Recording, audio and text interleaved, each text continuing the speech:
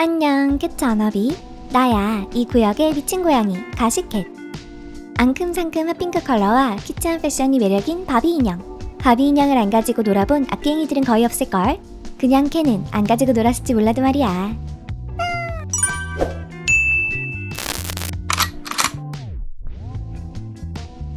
대중문화의 아이콘인 바비는 줄곧 패션계에도 영향을 끼쳤어.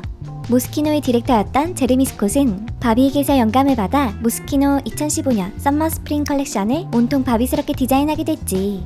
또한 영화 바비의 개봉에 영향을 받아 핑크색을 과감히 사용해 바비 인형을 연상시키는 이른바 바비 코어 룩이 지난 여름부터 유행하기도 했지.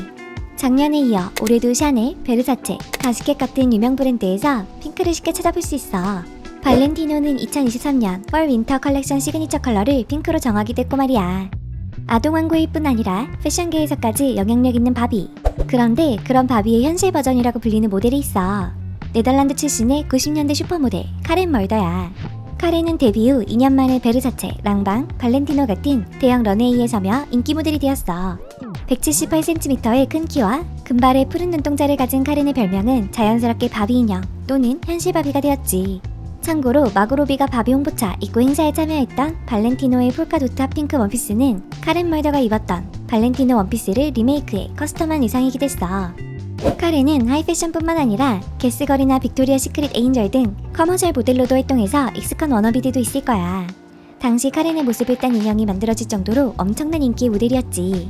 몇 년 동안 가장 수입이 높은 모델 탑10 안에 들기도 했고 하루 동안 번 금액이 10,000파운드, 약 1,650만원에 이를 때도 있었대. 이렇듯 잘 나가던 그녀의 커리어가 한순간에 끊긴 일이 있었으니 그건 바로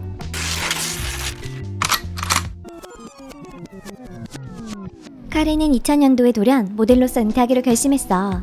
다음에 프랑스 단편 영화로 배우 데뷔를 하며 새로운 출발을 하는 것처럼 보였지.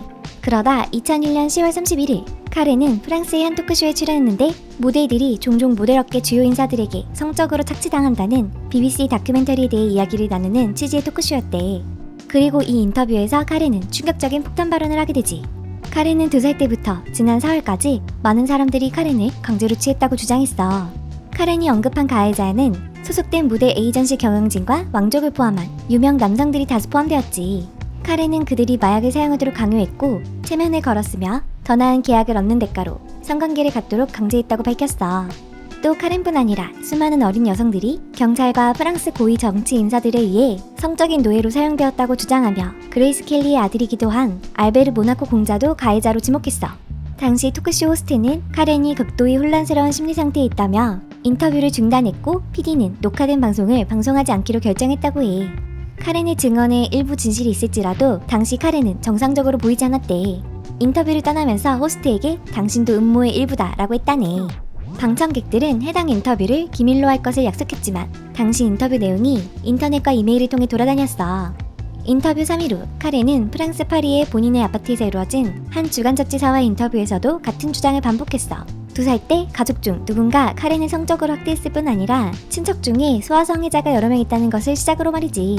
또 카렌은 정부와 경찰이 본인을 납치하고 독살하려고 했다며 모든 것이 자신을 둘러싼 음모라고 주장했어. 이 인터뷰 카렌의 동생인 사스키아가 언니 카렌을 우울증 및 불안장애에 특화된 정신병원에 입원시켰어.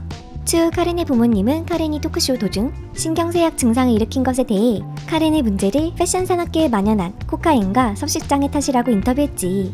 카렌은 정신병원에서 5개월을 머무르며 치료를 받았는데 그녀가 소속된 에이전시의 회장 제랄드 마리가 반복적으로 병원 비용을 지불했던 것이 밝혀지기도 했어. 제랄드 마리는 당시 15세였던 모델에게 성관계의 대가로 돈을 지불한 것이 들통나 BBC 다큐멘터리에 등장했던 인물이야. 카렌이 출연한 문제의 토크쇼 역시 이 다큐멘터리에 관련한 것이었고 카렌 또한 제랄드 마리를 가해자로 언급하게 됐어. 어쨌든 카렌은 5개월 후 정신병원을 떠나며 어린 시절 겪었던 학대를 제외한 모든 주장을 철회했어. 이번 이틀 차에는 모나코 알버트 공자에게 개인적인 사과의 편지도 썼고 말이야. 퇴원 후 2002년에는 I am what I am이라는 싱글 앨범을 발표해 프랑스 음악 차트 13위에 오르며 다시 연예계 활동을 시작하게 됐어. 그러나 토크쇼 사건 약 1년 후 만성 우울증을 앓던 카렌은 삶을 끝내기 위해 수면제를 과다 복용한 후 혼수 상태에 빠지는 등 불안정한 모습을 보여줬어. 나중에 카렌은 처음부터 사진 찍히는 것이 싫었다고 밝히기도 했지. 2007년에는 디올쇼로 나오미 캠벨 등과 함께 성공적으로 모델 복귀를 하는가 싶었지만 2009년 보톡스 주사를 놓는 것을 거부하는 성형외과 의사에게 살해 위협을 가한 혐의로 체포되었다 석방되었대. 그 후 별다른 소식은 없는 것 같아. 어디서든 행복하게 잘 지내고 있으면 좋겠다. 엑소엑소 가시캣.